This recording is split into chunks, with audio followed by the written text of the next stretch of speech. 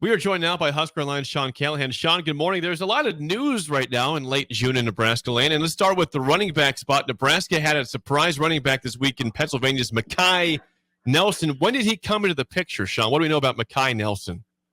Well, he'd been on E.J. Barthel's radar really for a number of years since he was at Connecticut even because of his time back in the Northeast. I think what happened was Nebraska started to get on him again at the beginning of May. And once they found out he was actually a 2024, and he was going to reclassify though to 2025, but when they found out they can get him in at 2024, they had him come up and he went to camp early in June, worked out, ran a 4.48. I believe he's a 10.8 guy in the 100. He had an 1,800 yard year as a junior in high school. So they've got some good numbers on him, but they wanted to watch him live and see what he could do.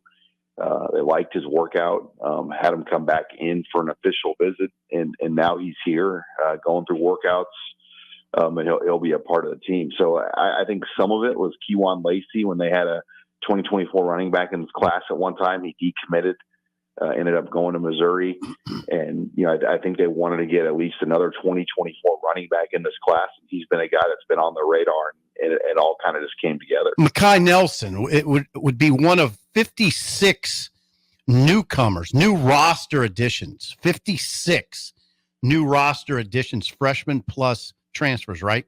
Right, Sean?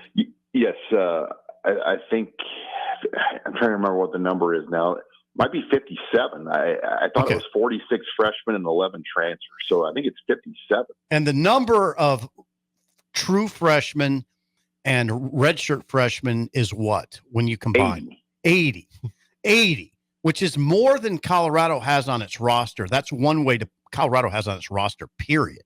All classes. How else do you put this in perspective? 80 freshmen and true freshmen on Matt Rule's roster. Yeah, 46 true freshmen, 34 redshirt freshmen. Okay. So they're building this thing from the bottom up. I mean, that's what it looks like to me. And you look at this year's recruiting class right now. I don't want to say it's also a slow start, but they have 11 commits.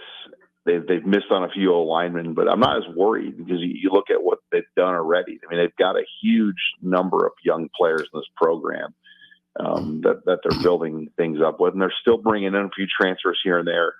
But I think you'd be hard pressed to find any programs in college football that would have that number of freshmen and redshirt freshmen on their roster because it is very unorthodox, especially in the transfer portal era and the NIL era that we are in right now. And, there's a lot of walk-on players in that number too, but still it's a number. When I did the count on Sunday, I wrote that down and I guess wow, this almost is crazy when you think about the number of freshman players that are on this roster right now. Yes. Now, when people look at this class, this current class, the class of 2025, there's 11 players. There's no offensive linemen. We thought Brian Tapoo would be one. Now, he's from Utah, and he's coached by Tony Finoti. Do you have any intel on what happened to Tapoo? Why did he end up at Oregon State?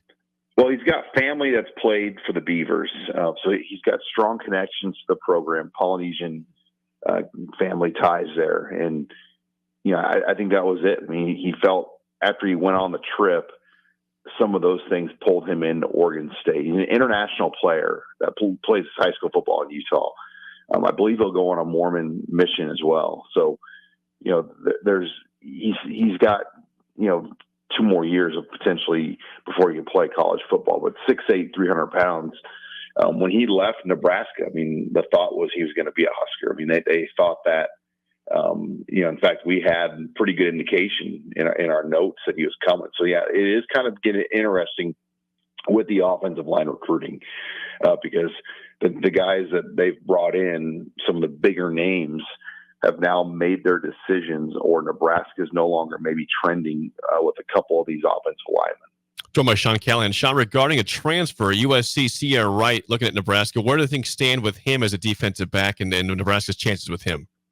Well, I think they're in a really good position. I mean, this is the only trip I believe he's taken. Nebraska's the only team he's considered. I mean, he's had options. I mean, when you have played that many games, started that many games, you're going to have options. But Nebraska was the only team that he really looked at, and he came in on his trip. So, I mean, we're expecting him to end up here when it's all said and done. And I would think if that happens, it's going to happen really quickly because they just completed their 3rd week of workouts. This is their 4th. It's a 7-week summer program with fall camp starting, guys, on July 31st. They take 1 week off for the 4th of July week.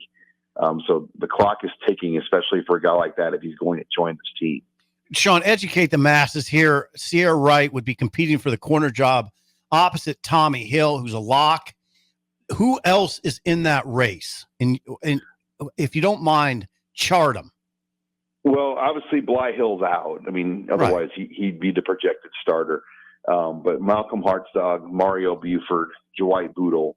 I mean, those would probably be. Wait a second, and Jeremiah Charles. Yeah. I mean, those would be the names in that battle.